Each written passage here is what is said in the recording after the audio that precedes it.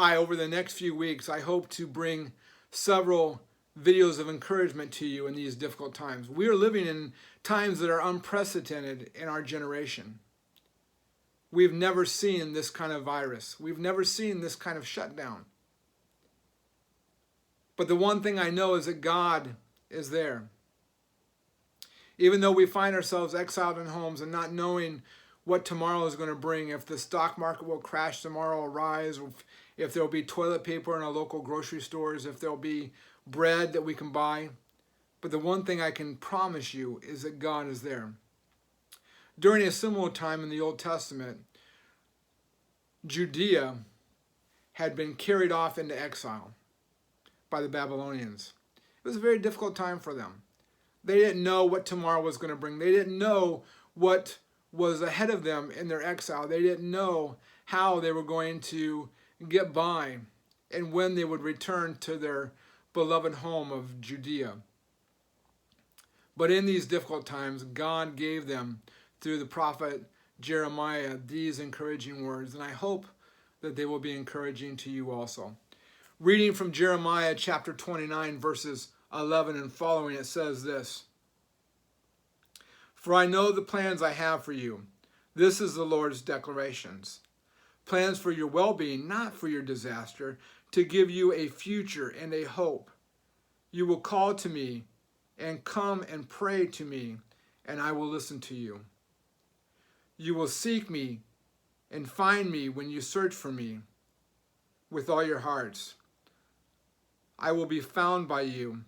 This is the Lord's declaration. And I will restore your fortunes and gather you from all the nations and places where I banished you. This is the Lord's declaration. I will restore you to the place from which I deported you." These words were very encouraging to the people in exile. In fact, they did seek God. And in seeking God, they created a system called synagogues. That was their way to continue to worship and to embrace and to be in the presence of God now that they were away from the temple system in Judea. That system came back with them when they returned from exile. The synagogue system continued after that. And it was through the synagogue system that God used those synagogues to spread the gospel of Jesus Christ. And those synagogue systems helped us to understand and to develop what we know as church today. So God brought great blessing to those who sought him in the exile. And he is willing and ready to bring that same kind of blessing to you.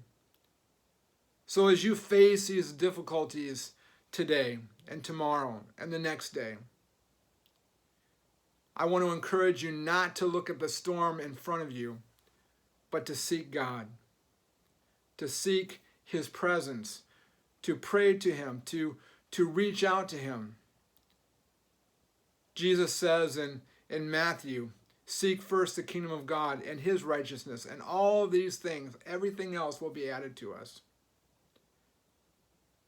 He wants to help us in this storm. It doesn't mean our storm will be shortened. It doesn't mean our storm will be less difficult. It doesn't mean that we will immediately be blessed or be taken out of the situation we're in. What it does promise us is that if we seek him, he will be there to hold us and embrace us and guide us, and eventually, and through this storm, prosper us. So my encouragement to you today is seek first his kingdom, to put into practice the words of Jeremiah 29. I pray that you will seek him today, and I promise you, you will find great blessing in doing it.